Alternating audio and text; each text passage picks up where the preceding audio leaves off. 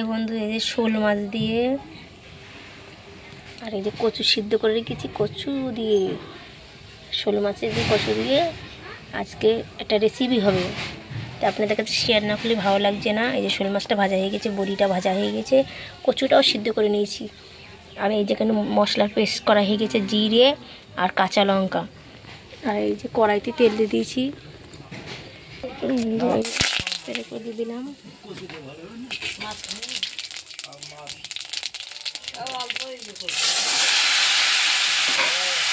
এই বন্ধু কড়াইতে দিয়ে দিচ্ছি কচু, কচু দিয়ে রান্না হচ্ছে।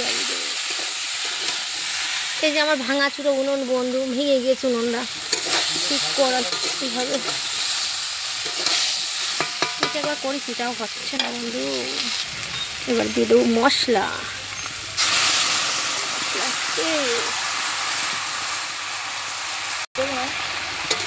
দিয়ে সুন্দর করে নাড়াচাড়া করছি। কচুটা বেশি সিদ্ধ হয়ে গিয়েছে।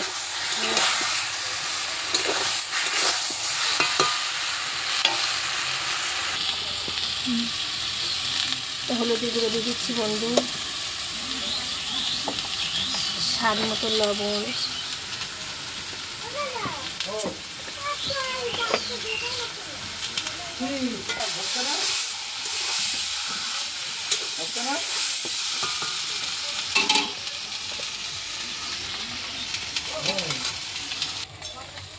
বন্ধু জল দিয়ে দিচ্ছি। আর কি লাগবে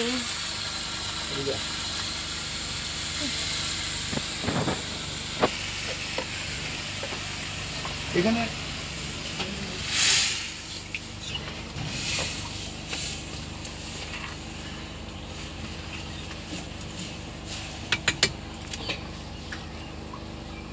বন্ধু একটু সুন্দর তরকারি ফুটে গিয়েছে, টকবক করে এবারে মাছ দিয়ে দেবো, মাছ আর বড়ি।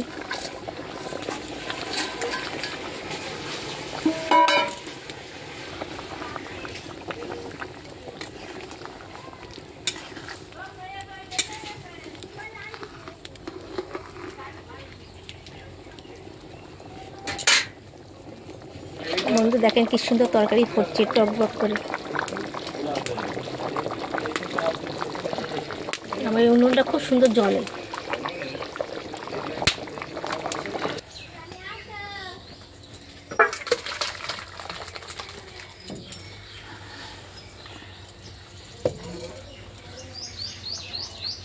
তরকারিটা হয়ে গেছে বন্ধু। এই যে শোল মাছ দিয়ে কচুর মুখ, এই শোল মাছ দিয়ে কচু দিয়ে আর বড়ি দিয়ে